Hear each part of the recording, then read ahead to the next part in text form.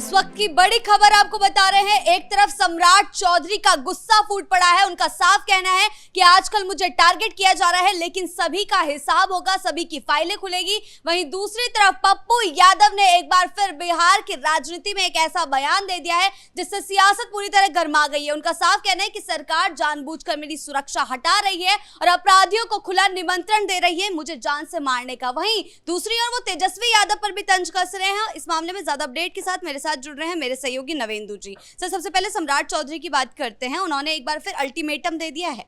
देखिए, सम्राट चौधरी जब से गृह मंत्री बने हैं, डिप्टी सीएम तो वो पहले भी थे, उसके बाद उनके ऊपर कुछ लोग कुछ ज्यादा ही निशाना साध रहे हैं।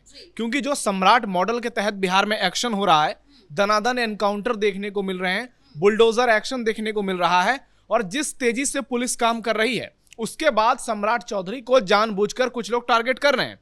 तो सदन में विपक्षी नेता सवाल उठा रहे थे, तो सम्राट चौधरी ने सीधे सीधे कह दिया, सबकी फाइल मेरे पास है, एक एक का इलाज कर दूंगा, आप बताइए आपकी फाइल बताऊं क्या। तो इस बयान से आप ये समझिए कि बिहार पुलिस को इस वक्त कैसे कैसे निर्देश मिल गए होंगे। सम्राट चौधरी ने पहले ही कह दिया था कि पुलिस वालों को फ्री हैंड है, आप ताबड़तोड़ कार्रवाई कीजिए, और अगर आपसे नहीं हो सकता, अगर आप बंदूक नहीं चला सकते, तो फिर आप नौकरी से इस्तीफा दे दो। सम्राट चौधरी के आने से किस तरह से बिहार की पूरी स्थिति बदल रही है, इसका अंदाजा आप इस बयान से लगा सकते हैं। जहां पर वो सदन में कहते हैं, जो कि रिकॉर्ड में होता है, और वहां पर विपक्ष के तमाम विधायक मौजूद होते हैं, और कई लोग तो ऐसे हैं जिन पर आपराधिक केस भी दर्ज हैं। तो ऐसे में सम्राट चौधरी का सदन से ये बयान देना, ये अपने आप में उन अपराधियों को एक मैसेज है जो आज भी सोच रहे हैं कि बिहार में किसी तरह से बड़े अपराध करके वो बच जाएंगे। लेकिन इस वक्त सरकार की नीति स्पष्ट है, सरकार की नीयत सम्राट चौधरी साफ पेश कर रहे हैं, और वो कह रहे हैं कि नीतीश कुमार जी ने मुझे यही काम सौंपा है। एक बार जरा दर्शकों को बयान भी सुना देते हैं, सम्राट चौधरी ने आखिरकार क्या कहा है। तो अभी बता रहे थे ना नीरज जी, टारगेट आजकल सम्राट चौधरी हो गए। कोई गलतफहमी मत रही, एक एक आदमी का इलाज करूंगा, किसी को छोड़ नहीं सकता। एक एक आदमी का रिकॉर्ड है, आप बोलिएगा तो आपका भी रिकॉर्ड बोलिए तो हम दिखा दें। मेरे पास उसका भी फाइल रखा हुआ है। मैं तो गृह मंत्री ही हूँ, मेरे पास तो मुख्यमंत्री जी ने काम ही दिया। मेरे पास सबका रिकॉर्ड है, कौन क्या कर रहा है और कैसे किसने क्या काम किया है, वो सब रिकॉर्ड है। शासन का काम है कि उचित समय पर उचित निर्णय लेना, और उचित समय पर कार्रवाई होगी, कहीं दो मत नहीं। इसलिए एकदम स्पष्ट रहिए सभापति महोदय। तो देखिए, इस बयान में सम्राट चौधरी सीधे सीधे कह रहे हैं कि एक एक का इलाज कर दूंगा, सबकी फाइल मेरे पास है।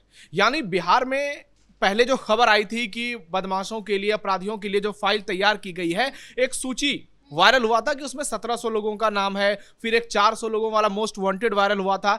लेकिन उसके बाद जो कार्रवाई देखने को मिली, बिहार पुलिस ने अलग अलग जगहों पर जाकर इनकाउंटर किए, चोरों को पकड़ा, अपराधियों को पकड़ा, यहां तक कि दूसरे स्टेट तक पुलिस गई, और वहां पर एक्शन जिस अंदाज में देखने को मिल रहा है, या फिर अवैध कब्जे से जिस तरह से वह हटाया जा रहा है और बुलडोजर चलाया जा रहा है, आप उससे समझिए, एक तरफ सम्राट चौधरी है, दूसरी तरफ विजय सिन्हा है।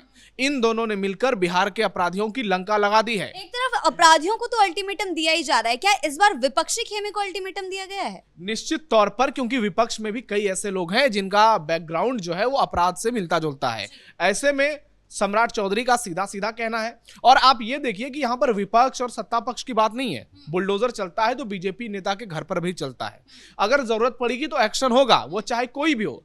और अगर सरकार यहां चूक करती है तो फिर सरकार में खामी है, क्योंकि अपराधियों की कोई पार्टी नहीं होती है, अपराधियों का कोई ग्रुप नहीं होता है। यहां जाति धर्म की बात हम नहीं कर रहे हैं, लेकिन अपराधियों का संरक्षण जो भी व्यक्ति करेगा उसे हिसाब देना पड़ेगा। राबड़ी देवी ने क्या कहा कि पटना नीट केस के मामले को लेकर, ये नीट केस के मामले को लेकर ही बवाल हो रहा था, इसी पर सम्राट चौधरी ने जवाब दिया है। तो अभी 2 दिन पहले राबड़ी देवी ने कहा था कि इसमें मंत्री का एक बेटा शामिल है, तो सम्राट उठे और उन्होंने कहा कि अगर आप नाम बता देंगे तो 24 घंटे में उसको जेल में डाल देंगे। तो इससे आप समझिए कि सरकार की मानसिकता क्लियर है, वो सिर्फ और सिर्फ अपराधियों पर एक्शन लेने के लिए तैयार है, और कोई भी रहमो करम दिखाने के लिए बिल्कुल भी कोई मर्सी नहीं की जाएगी सरकार की तरफ से। और सम्राट चौधरी जो ताबड़तोड़ एक्शन ले रहे हैं, अभी देखिए कल ही भागलपुर जिला का जो सुल्तानगंज है उसका नाम बदल दिया गया है, अब वो अजगैवी नाथ धाम के नाम से जाना जाएगा, जो एक वहां पर प्राचीन मंदिर है।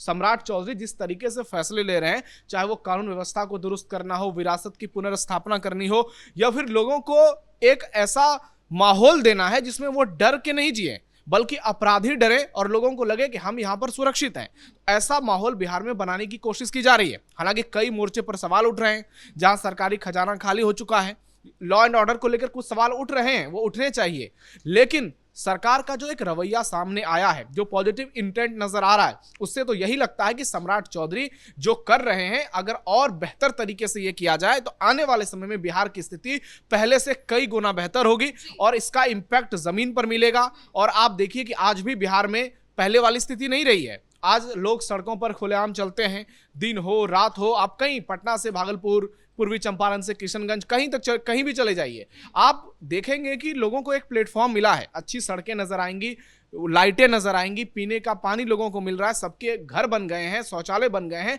तो स्थिति पहले से बहुत बदली है। सर, इस बीच पप्पू यादव की अगर बात करें तो वो क्या करना चाहते हैं? सरकार पर भी सवाल उठा रहे हैं, तेजस्वी को तो सीधा कह रहे हैं उन्होंने सरेंडर कर दिया, तो क्या रणनीति अपना रहे हैं वो? इस देखिए, पप्पू यादव की आदत हो गई है फूट फूट कर रोने की। ये व्यक्ति अब खुद को बिहार का बेताज बादशाह समझ रहे हैं। इनको लग रहा है कि अब यही एक है जो कि सरकार से लड़ने के लायक बचे हैं, बाकी सब कुछ जो है वो ठंडे बस्ते में चला गया है। ये कह रहे हैं तेजस्वी यादव ने सरकार के सामने सरेंडर कर दिया, यानी जिस तेजस्वी यादव का गुणगान कर रहे थे, आप आज उन्हीं की आलोचना कर रहे हैं। इसीलिए पप्पू यादव की धुलाई होती है सोशल मीडिया पर। धुलाई का मतलब यहां पर कि उन पर जो बयानबाजियां होती है, उनको जो टारगेट किया जाता है कि आप बोलते बोलते कब ऐसी चीजें बोल देंगे जिससे आप खुद फंस जाएंगे। अभी आपके लिए तेजस्वी यादव समर्थन कर रहे थे, आप जब जेल गए तेजस्वी ने इसे गलत बताया, और आप आज कह रहे हैं कि तेजस्वी जो है वो सरकार के सामने सरेंडर कर दिया है। तेजस्वी ने शुरू में कहा था कि हमने 100 दिन का वक्त दिया है और उसके बाद हम फिर सवाल पूछेंगे सरकार से, और अब वो सड़क पर उतर गए हैं। वो कह रहे हैं कि जब तक सरकार 10-10 हजार रुपए का जो महिलाओं को देकर वादा किया गया था 2 लाख रुपए का, जब तक वो पूरा नहीं करती हम अब आवाज उठाते रहेंगे, विरोध करते रहेंगे। वो अपना काम कर रहे हैं, लेकिन पप्पू यादव यहां पर देखिए दिक्कत क्या है। इनको लग रहा है कि इनके पास बहुत बड़ा मौका है, अगर बिहार की जनता के दिल में जगह बनानी है तो यहां पर ये बहुत बड़ा गेम खेल सकते हैं। तो बार बार पप्पू यादव का नाटक जो है काम आने वाला नहीं है।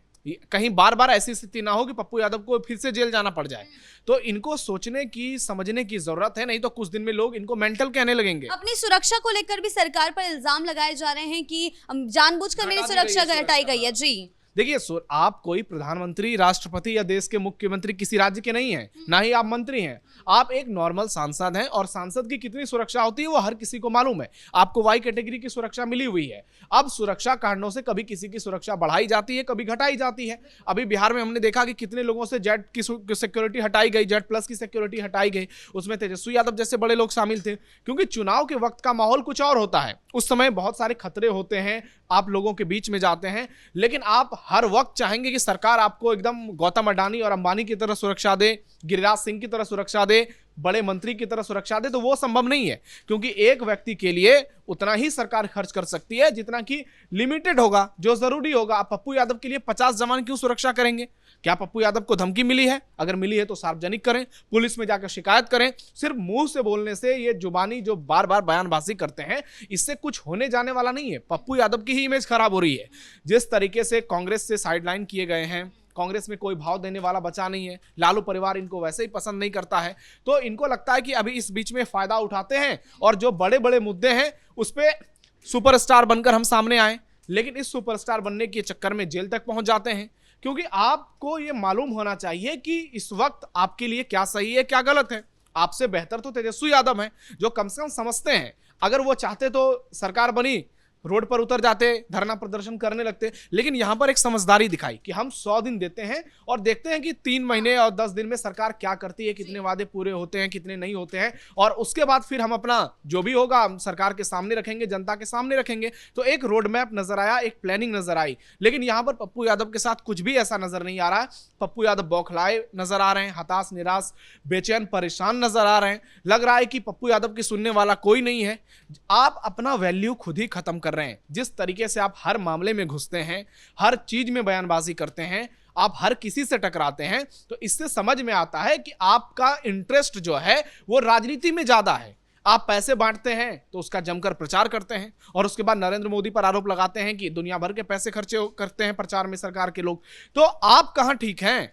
सवाल यहाँ पप्पू यादव से पूछा जाएगा कि आप खुद को जनता का मसीहा बताते हैं और आप खुद सवालों के घेरे में हैं। तो ऐसे में अब बिहार की राजनीति जो है इस वक्त कहिए राज्यसभा चुनाव को लेकर तो पहले से सियासी पारा उफान पर है और सम्राट चौधरी का बयान आ गया है। उसके बाद पप्पू यादव जिस तरीके से बार बार बयानबाजी कर रहे हैं उससे आने वाले समय में इंडी गठबंधन में ही दरार पड़ने की पूरी संभावना रहेगी, क्योंकि पप्पू यादव का बयान तेजस्वी यादव को अगर फिर से असहज करेगा तो ये जाहिर सी बात है कि आगे चलकर तेजस्वी फिर से पप्पू यादव को कभी भाव नहीं देंगे और ये ना घर के रहेंगे ना घाट के रहेंगे और इसी तरह फूट फूट कर रोते रहेंगे। जी बहुत बहुत धन्यवाद आपका इन तमाम जानकारियों के लिए। तो कुल मिलाकर बिहार की राजनीति हर दिन एक नए मोड़ पर पहुंचती हुई दिखाई दे रही है। नीतीश कुमार हो, तेजस्वी यादव हो, सम्राट चौधरी हो या फिर पप्पू यादव, हर किसी का बयान अब सियासत का केंद्र बनता हुआ दिख रहा है। ब्रेकिंग न्यूज में फिलहाल मेरे साथ इतना ही। कैमरा पर्सन कुणाल के साथ मैं शिवानी रतूड़ी, कैपिटल टीवी बिहार।